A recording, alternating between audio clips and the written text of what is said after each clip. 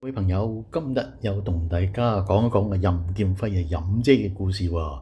咁咧，大家睇睇個封面，你睇睇新馬仔同任姐睇面相喎。咁咦，點解咁奇怪嘅一個場面嘅咧？哇！我尋到寶啊，揾到寶物，我就同大家分享。咁呢度咧係一個簡單嘅介紹。咁我有準備緊資料嘅。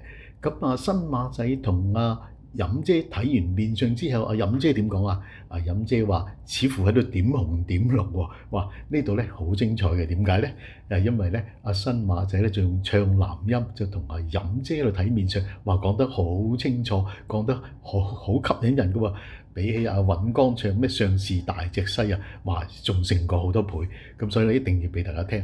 咁同一套戲裏邊咧，係1955年嘅電影嚟嘅喎，我揾到出嚟咧，任姐咧又唱男音，唱下佢點樣咧？感情上有啲問題喎，好失落咁樣喎，咁我就去稍後輯埋佢咧，俾大家去欣賞嘅。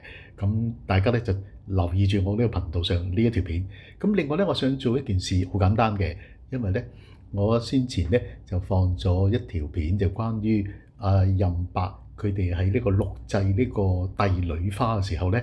就有任白啦，有波叔啦，仲有靚次伯，仲有林家聲喎。有朋友就好心水清就問我，佢話乜有林家聲嘅咩？佢應該咧喺戲院裏面睇到電影裏邊咧就唔見林家聲。咁但到底係點樣回事咧？我又揾咗資料咧，同大家少少嘅補充啊。我哋首先望望呢幅圖，呢個咧就係電影裏邊嘅帝女花任劍輝就飾演呢個周世顯啦，白雪仙就飾演長平公主，波叔就係周忠，靚次伯就係崇禎。靚次伯又係清朝嘅皇帝，我哋細個都好奇怪，咦，點解靚次伯做完呢個咁嘅崇禎又做清朝皇帝咧？好混淆喎。好啦，我哋唔講呢個。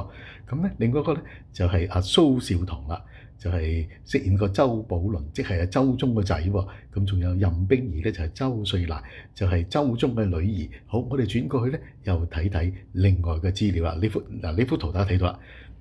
帝女花咧，呢個咧就係唔係電影，呢個係錄音唱片啊，製作呢個錄音嘅。喺1960年咧，為咗紀念唐滌生逝世嘅時候咧，而一個錄嘅唱片嚟㗎嘛。咁由仙鳳鳴劇團全體老倌主唱，娛樂唱片公司咧就製作同出品嘅。咁下邊咧就係唱片嘅錄音嘅人啦。任劍輝就飾演呢個周世顯，白雪仙同樣飾演長平公主，靚次伯又係做崇禎同埋清朝皇帝喎。波叔就飾演呢個周忠。咦，林家聲啦，就出現咗林家聲，呢個係長片錄製嘅。林家聲咧就飾演周寶麟。